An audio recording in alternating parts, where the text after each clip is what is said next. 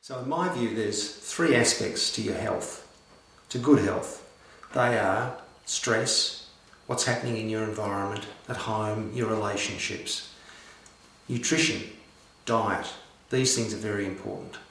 And also the level of toxicity. When you turn the dial down on the stress, your physiology changes. We all know that. When your nutrition's right, you have right balance with minerals and vitamins, your body functions better. And cells, they all function better with low toxicity.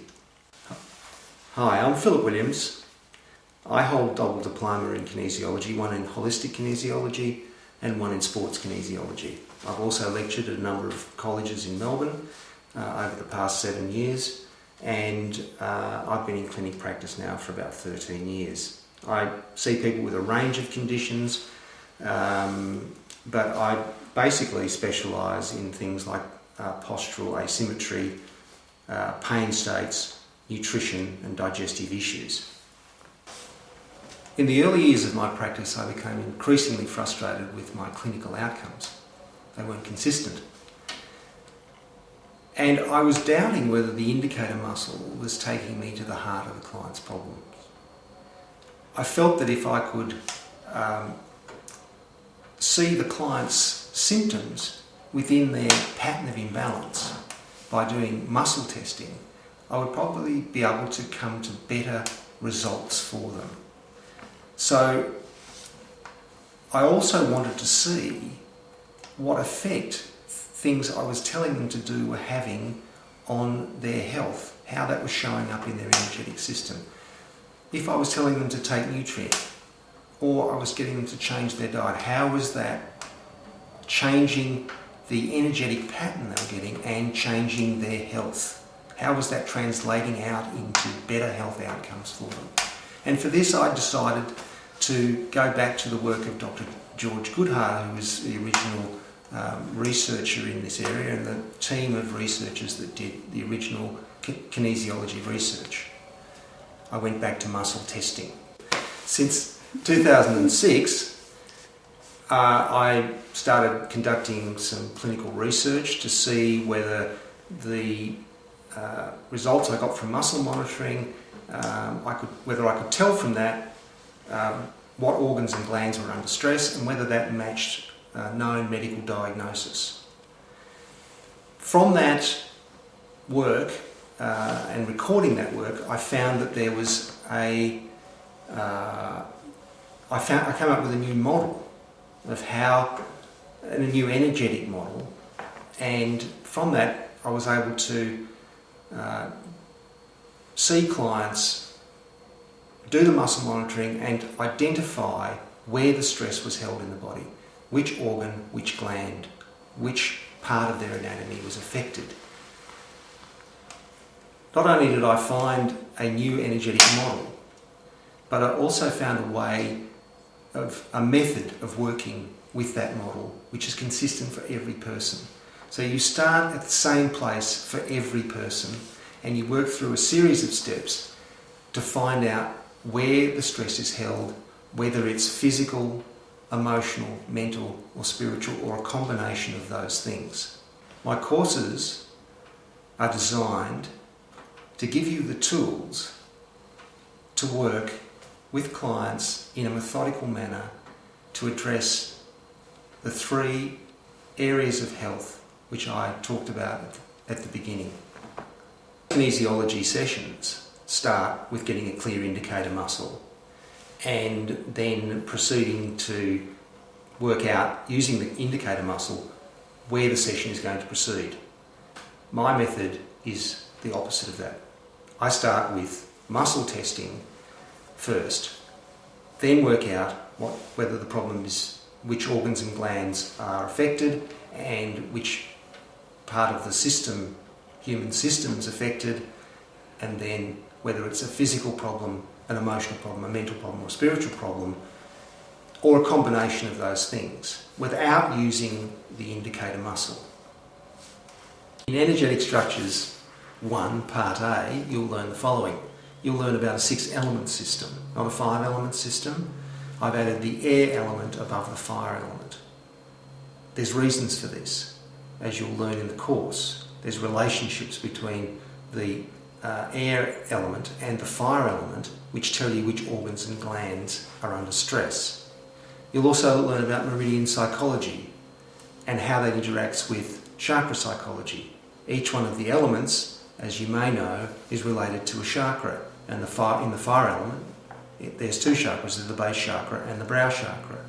And you'll learn how the psychology of the chakras and the meridians merge, and how you can use that information to help your client understand what's going on for them.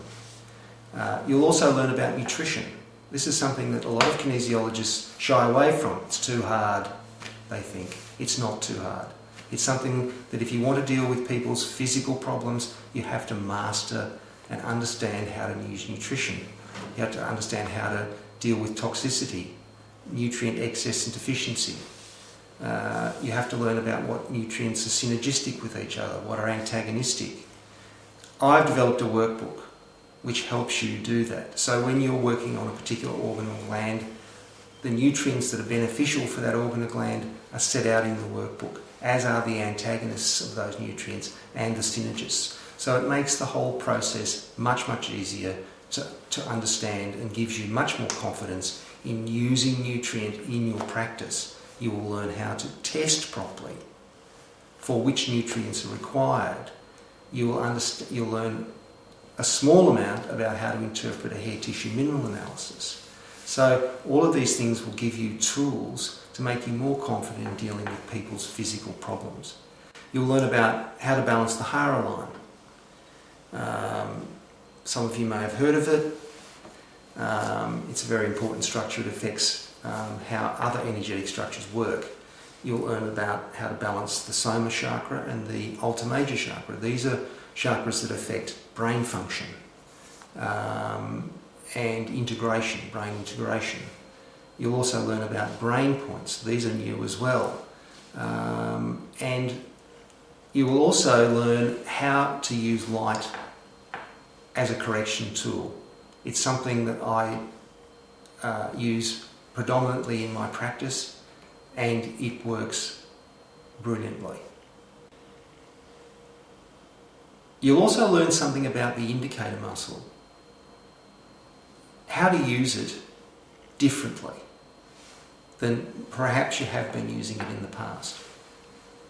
Everything that you get from the indicator muscle must fit with the pattern of imbalance you get from the muscle monitoring, as opposed to just getting information randomly from the indicator muscle and then trying to fit that into something that you already understand about the client, or you think you understand about the client.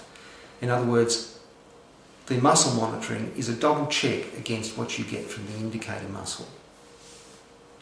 Now, in Energetic Structures 1 Part B, you'll learn more about chakras. We will go into that in much more depth. The relationships between the chakras, the glands and the organs. We'll also go into more depth into chakra psychology. You will learn how to balance chakras using a new method which relies solely on acupoints and the use of light.